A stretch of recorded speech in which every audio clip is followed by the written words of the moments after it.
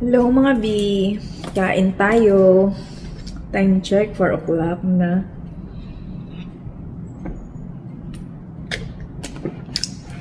Four o'clock na ng hapon.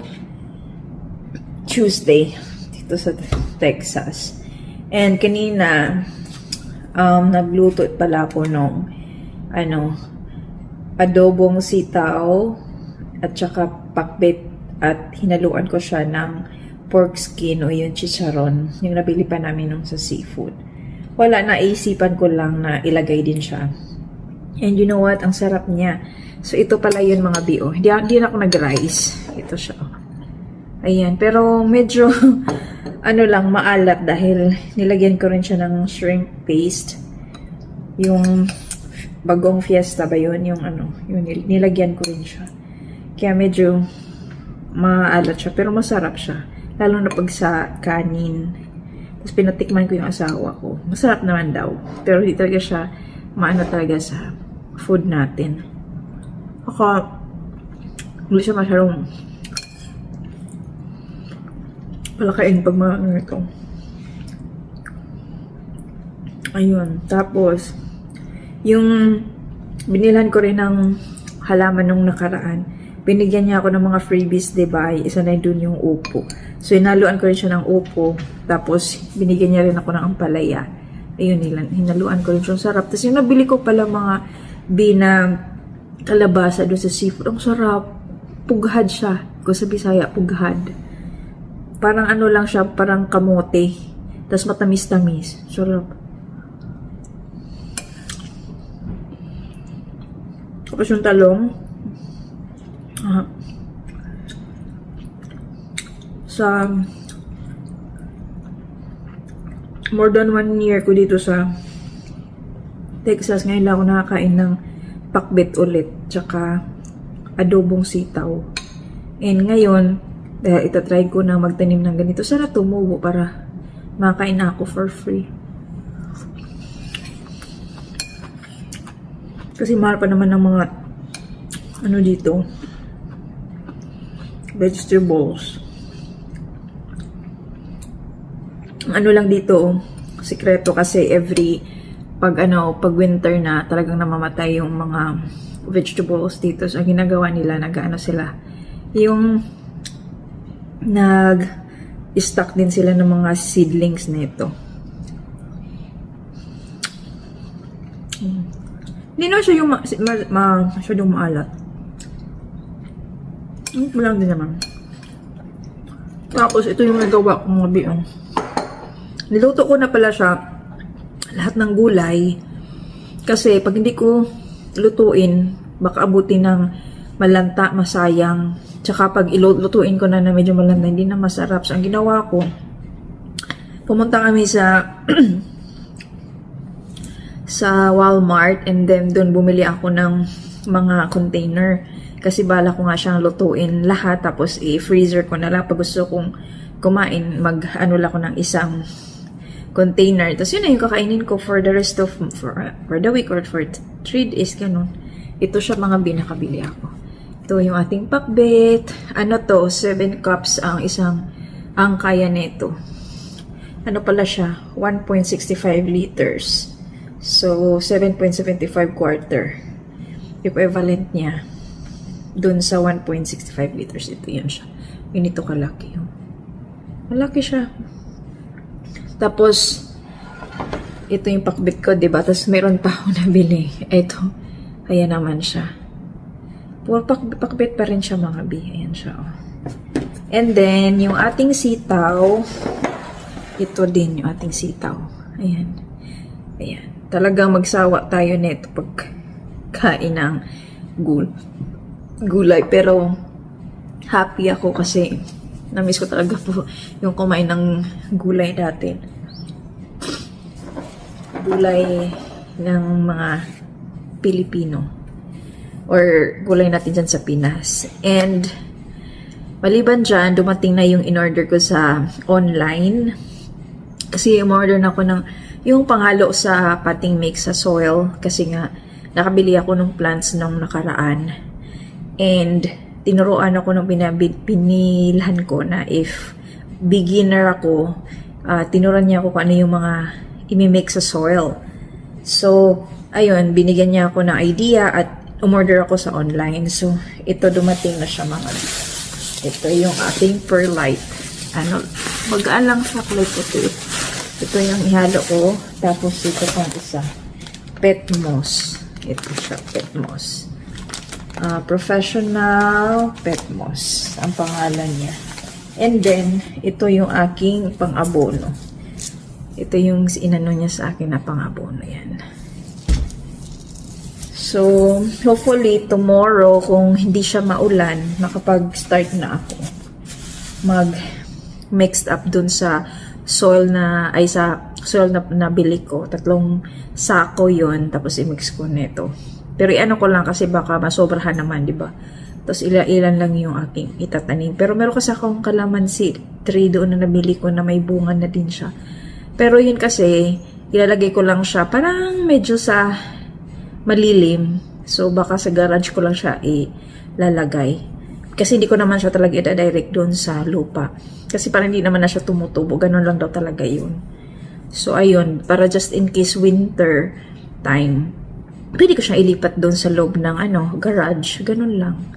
So, hopefully, yun. Na-excite ako. And then, kanina, hindi ko lang sure kung tutubo talaga to. Kasi, doon sa kalabasa na niluto ko, meron siyang mga bungad, may mga liso ba siya, babuto. So, itinabi ko. Tapos, siguro paanuhin ko paggula. Parang padadry ko siya. Tapos baka itry kong itanim kung pwede. Kasi masarap yung yung kalabasa na yung paghato siya mga bi. So, ayun. Kain tayo. Ito na yung hapunan ko. Ito siya.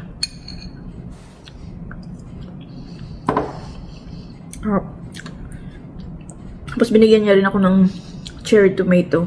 Yun na, hinalo ko rin din dito. Mapang ako yung cucumber. 3 binigay niya sa akin. Tapos yung opo, dahil nga isang mahaba yun, di ba? Malaking ganyan. Bala ko, linisin ko na, hiwain ko siya, maliit. Yung parang ready to, pag magluto ako ng, pwedeng siguro mag-isa lang ako din noon. Or, ako, yung sinabawan. Masarap din yun eh. Pero yung meron pa kong ampalaya dun, 1 piraso na lang. Bala ko, kasi meron din ako dong may tawag nito munggo. Tapos meron din ako yung pork skin. Kasi nagbibenta din siya, kumuha ako. Ayun, magluluto din ako. Pero konti lang siguro kasi tingnan mo naman, ang dami pa itong 2 putahe yung niluto ko. Tapos i-freezer ko naman siya. Tapos for sure, pag nagluto ako ng munggo, i-freezer ko din yun. Yun na yung pagkain ko for 2 weeks na siguro yun. Ako naman kasi hindi naman ako manawa. Kasi kahit naman dati naalala ko nung nagtatrabaho pa ako mga sa Pilipinas, nagbabaon ako ng pagkain ko. Ulam lang, nagluluto ako for 1 week. Ayun, 1 week ko, straight ulam ko yun, lunch. Kaya laking tipid ko nung dati. Tas yung mga kasama ko sa work, tinatanong nila ako, hindi ka nagsasawa niyan? Sabi ko, hindi. Nasanay na ako. Pero magbabaon ako ng pakunti lang, parang pang ko lang ba. At least may choice ako. Pero usually yun talaga, kanin lang ang babaunin ko. Kasi minsan naman yung mga friend ko, nagbabaon din sila, tapos share na lang kami. So yun lang. Yung asawa ko pupunta siya kay grandma, pero ako may iwan sa bahay dahil si Cooper, kailangan ko siyang mabigyan ng kanyang gamot. Mamaya pagkakainin ko, tapos sa kanyang antibiotic, tsaka para dun sa kanyang pain reliever. So ayun. Are you gonna go na, baby? Okay. Love you. What are you talking to? I'm just my vlog. That's my vlog. Love you. So, yun. Alis na siya mga B. Bye, my love. Don't drink too much. Probably goes to the front door. Later. Huh? You use the garage door. So, if you're not... It's fine. I'll go there with you. So, ihatid ko muna siya mga B. Kasi, doon siya sa garage door. Kasi maulan ngayon dito eh. So, bye-bye muna. Good afternoon mga B. 6 o'clock na pala dito sa amin. Pero, parang alas 4 pa lang. So, ngayon, bukas is trash day. Ilalagay ko yung, yung blue garbage can namin dun sa harap. Wait lang.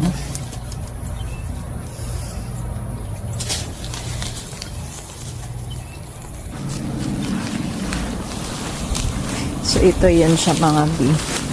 Pag ito yung trash para bukas Thursday, and then next day, Friday, ito namang recycle, itong green. So, ito yung dadalhin ko. Doon mga B. Diyan. So, yun lang. Wait. May laman ba? Okay, meron. Pa-sure lang tayo. So, ayan.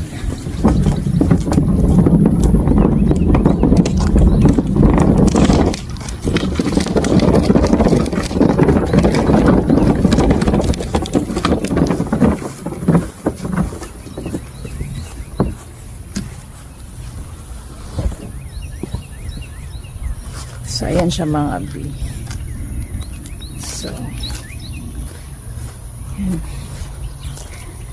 Bala kong mag-mix sa potting soil para mailagay, i-ano ko na yung aking lemon. So, ito pala yung lemon ko mga B. Kalamansi ba? Kung sa ato kini siya. So, tarara, may bunga na siya, diba? Yan. Ito yung nabili ko, $55. Pero okay lang kasi ano naman na siya eh. Parang di na siya tutubo pa ng ayan, mataas. Ganyan lang talaga siya, tapos may bunga na.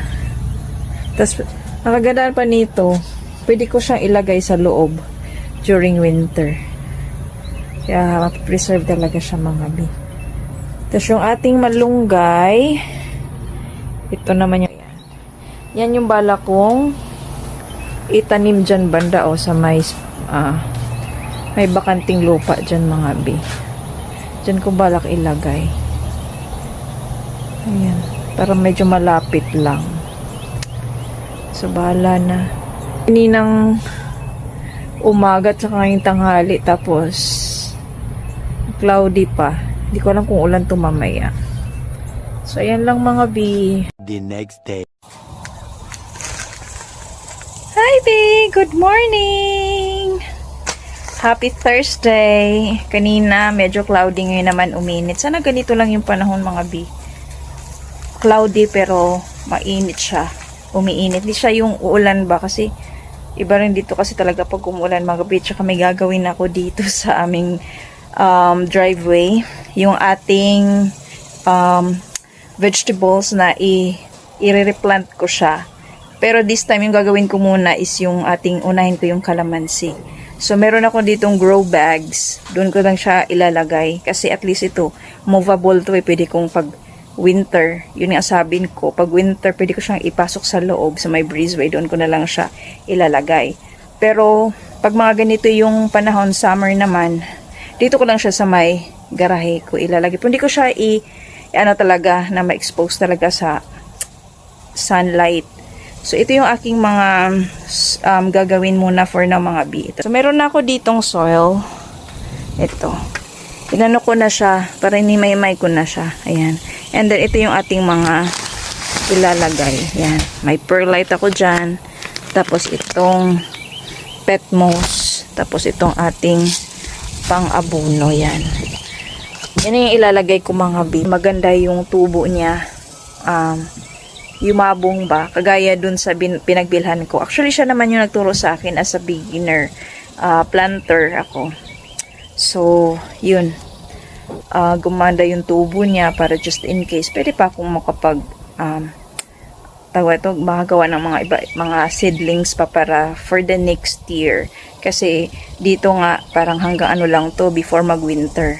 Pero yung kaya ko naman siyang ipasok sa loob, mabubuhay siya mga bi. Basta hindi lang siya ma-expose talaga sa sobrang lamig. Ayun, so ito yung aking mga itatanimay. Ito siya, oh. Dito ko muna siya inilagay. Tapos ito yung aking soil. Ayan. Tapos ito yung aking mga itatapunay. Yan, pag sa garbage. Yun lang muna mga bi. Tumawag yung asawa ko pala. Inantay na lang niya yung sasakyan niya from the dealership. Kasi doon niya pinaayos yun eh.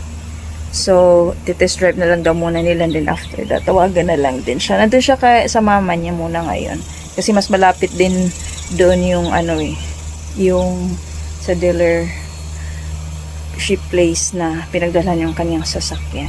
So, yun lang muna mga B. And samahan niyo ako dito sa aking pagre-replant. And tingnan natin kung ilan ang pwedeng ng soil ko.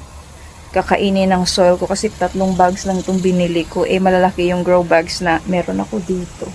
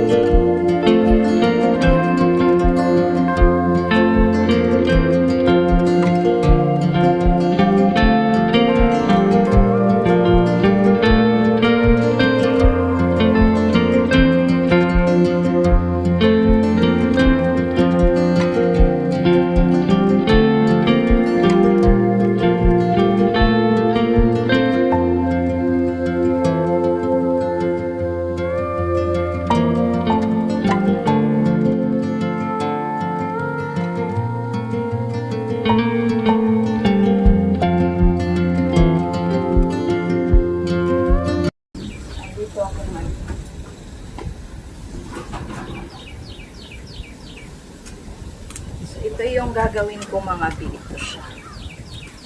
Tcharan! Ito yung ating lemon. So, dito muna siya mga sa side na to. Ayan. Ito yung gagawin ko. Ito siya. Lalagyan natin.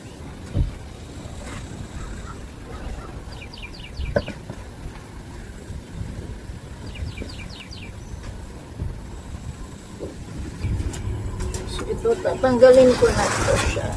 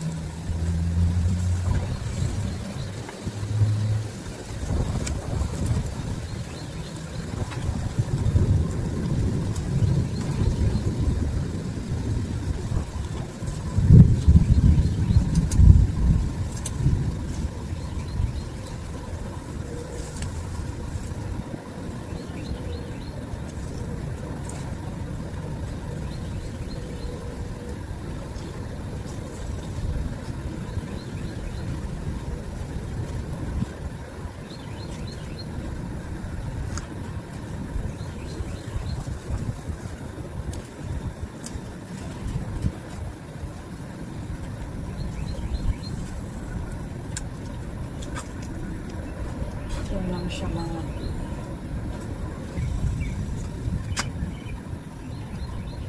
Meanwhile, Meron pala ako ditong fudge bar. Actually, nabili ko ito last year pa sa Pinoy Store. Tapos bigla ko nakita ko siya dun sa ano namin, pantry basket.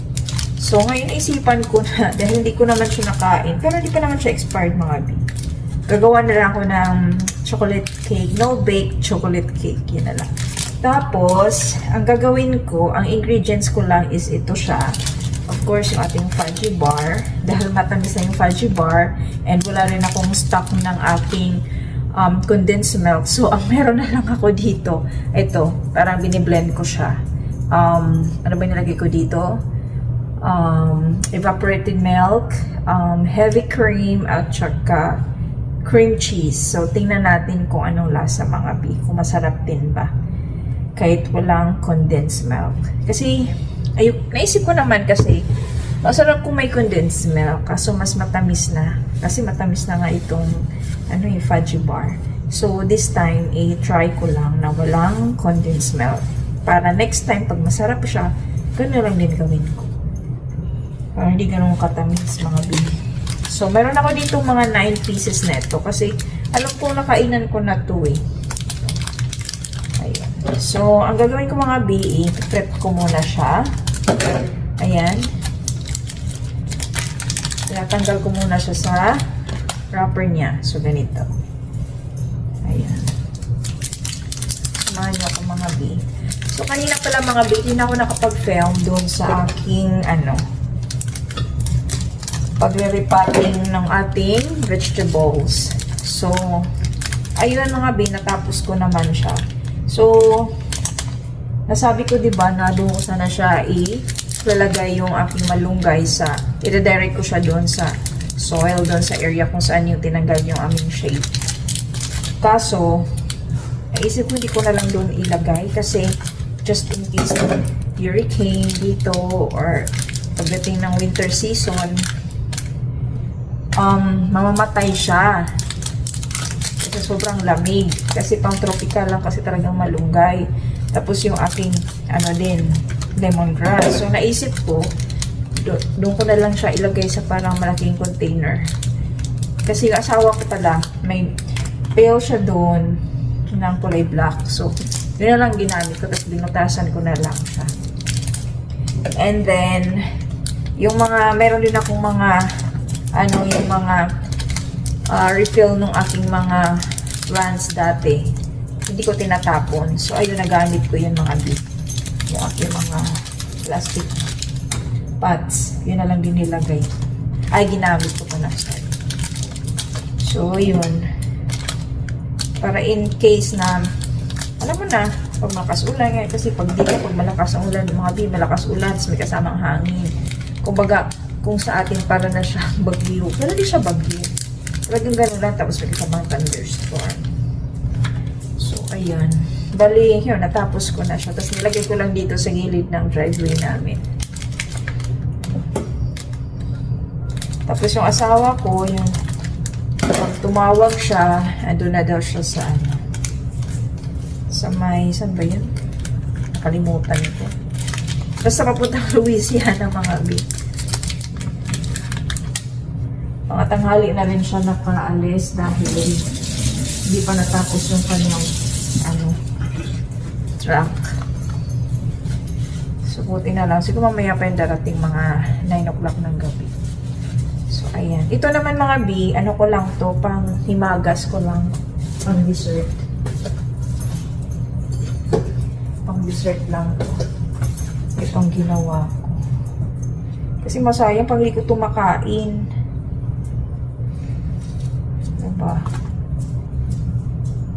Tsaka ako mga B, as much as possible yung gagawin kong parang masugatan pa ako, yung dessert, gusto ko yung hindi masyadong matamis.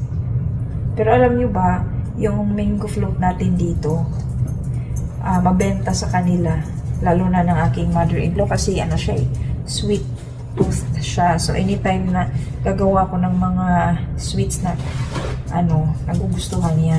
Number 1 ay, yung una, ayaw niya yung texture nung, yung itsura nung mango float. Kasi nung dinala ko kasi yun doon, siya, para siyang nag-melt ba? So, hindi talaga maganda yung itsura niya. And then, nung natikman na niya, sabi niya, nagbago yung mukha niya. Sabi niya, so delicious.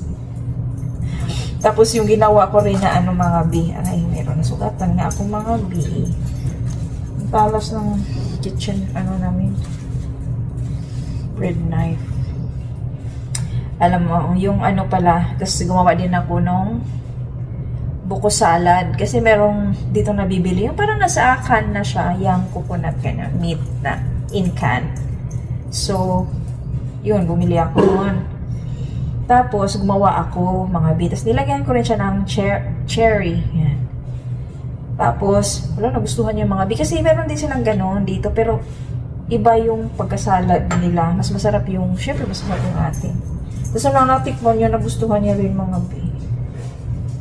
Tapos yung leche flan, yan. Gumagawa na.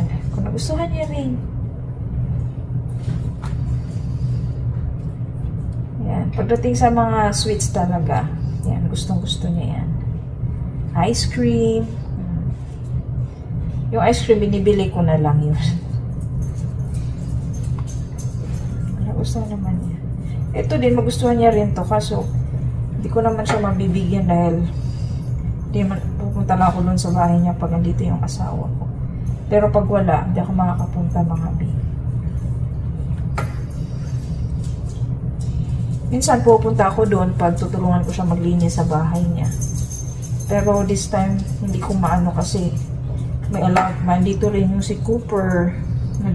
Nag-take pa siya ng kanyang medicine dahil nga, di ba, nung Tuesday lang, kakaano lang niya, New Third and kanyang dew close niya, tinanggal yung sa both niya, leg, sa paa niya yung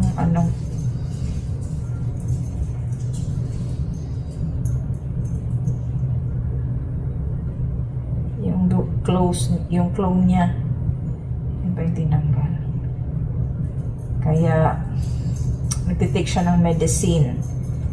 And, yun, minomonitor ko siya, tinitingnan ko siya, inobserbahan ko lang siya mga B.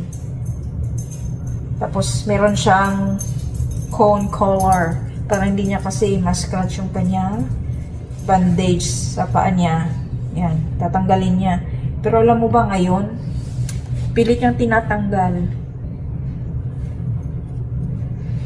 Tapos akala ko kanina, uulan, buti na lang hindi. Ang init pa tuloy. Pero okay lang, mas gusto ko na rin yun.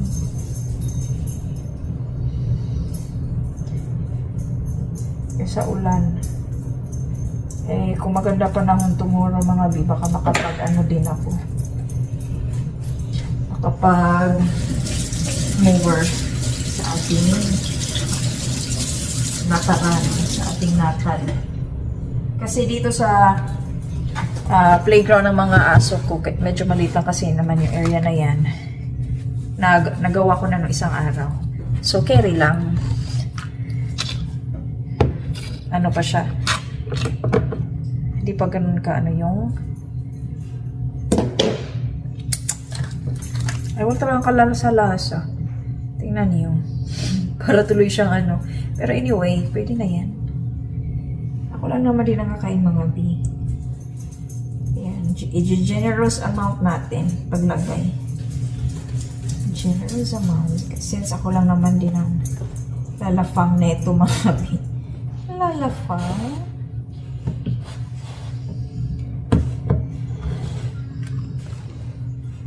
Ayan lang, ganyan lang. Tapos, ko siya later.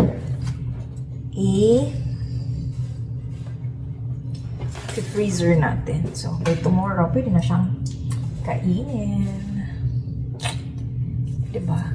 Tapos, ang ulam ko for today is yung aking niluto kahapon. Yung ating pakbet.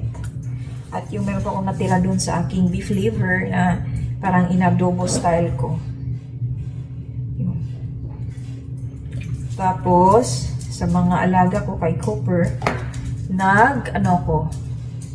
nag-boiled ako ng drumstick chicken. Kasi favorite ng mga aso chicken, di ba?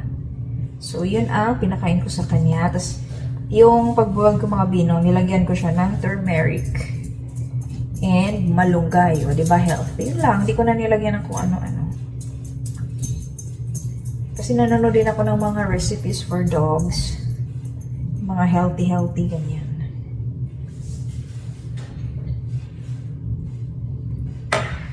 Kasi gusto ko rin naman na may cheat day din sila mga B. O, diba? Pero ito, hindi sila pwede kasi ano to chocolate Ayan. Hopefully masarap siya. Sana mag-complement yung lasa ba? Kasi, diba, chocolate. Tapos ito, goodness. Ay, kaya lang yung niya.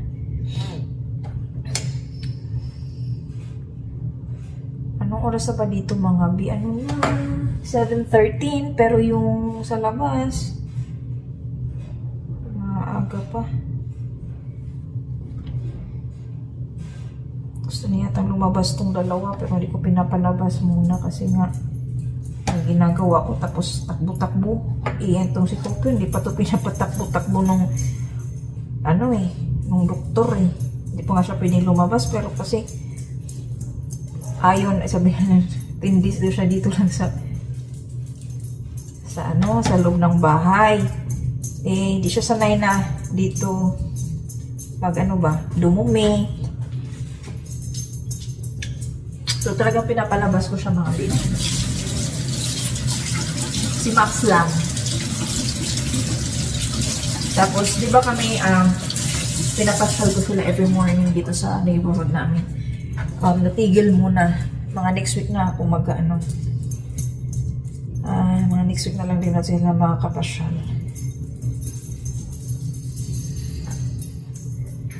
Hopefully, masarap siya mga B. Ayan.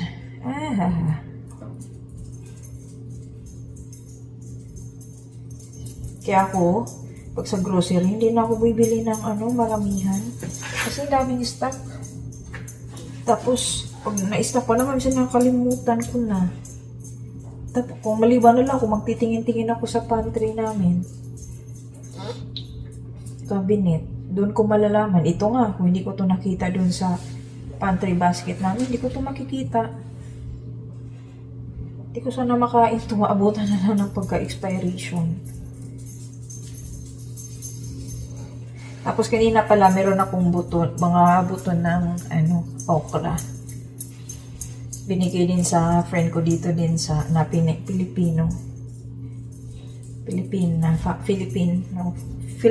Filipino family sila.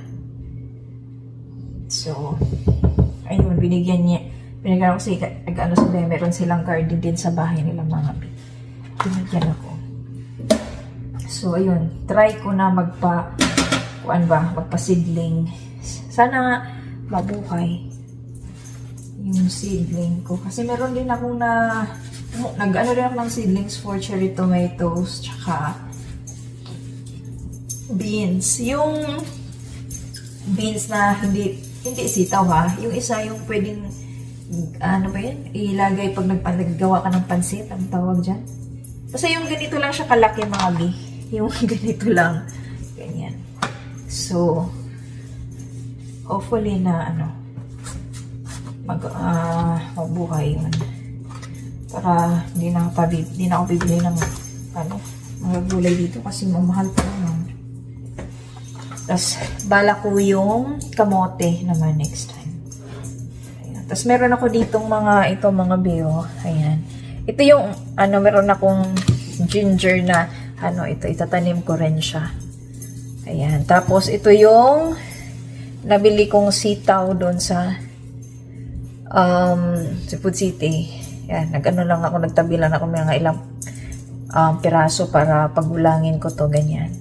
Tapos, yung sa squash na, ito naman na buto. Ayan. Inano ko lang siya dito. Tapos meron din ako ditong pepper. Yung giant pepper to eh. Pinapatuyo ko lang. Tapos, ito try natin na magsiseasoning. Kasi gusto na itong kalabasa. Kasi alam niyo, ang sarap ng kalabasa nung nabili ko doon. Pughad. Tapos matamis. Tapos natikman nga ni asawa ko, sabi nga niya, it tastes like sweet potato. Sabi ko, oo, pero hindi yan sweet potato. Ano siya? Squash. Kasi yung squash nila dito, iba-ibang variety. Kaso, hindi, mas masarap talaga yun sa atin na pero minsan kasi wala akong choice pag gusto kong kumain. Bili ako. Tapos, buti na lang, punta kami doon nga sa Filipino store. Meron sila doon. So, mga ito na pala yung nagawa ko. Hindi ko pa naipakita sa inyo. Sorry. Ayan na siya. Charan! Kita nyo ba? Ayan siya. Diba? Tapos, i-fridge ko siya for 6 hours. Or bukas ko na talaga siya kakainin. Yan. Try natin. Kasi ayoko na masyadong matamis. Pag ganyan, igagawa ulit ako. Diba? Pag masarap ang may cream cheese. Kahit sa mga yung sa buko salad, nilalagyan ko rin ng cream cheese, kaya mas creamy siya. Lalo. Tapos lagyan mo rin ng cheese, di ba? Kaya ang sarap talaga. Nakaiba. Meron pa nga ako ditong, paggagawa ako ng buko salad, meron pa ako. Ang kulang ko na lang is, para heavy cream. Wala na akong heavy cream. Tsaka condensed milk. Inuubos ko lang yung mga ko dito. Yung mga stock na last year pa. Pero hindi pa siya expired mga biha. Yan lang. So, yun lang muna for the mga bihi. A few moments later. Yan si Cooper namin. Meron siyang cone collar. For 10 days na po yan susuotin. Kasi baka paglutuan niyang kanyang bandage sa kanyang paa. So, yan po ang instruction ni Doc. 10 days po niya itong susuotin. At 10 days din po siyang ganyan. Pero makulit na ang Cooper namin. Diba, Buboy? Big boy, Cooper. Love you. Do that to Mama Des, ha? Ayan, ang kanyang bandage. Ayun, so, likuran niya. At meron din siyang tahi kasi new third na siya. Castration. So, ayan. Si Cooper namin.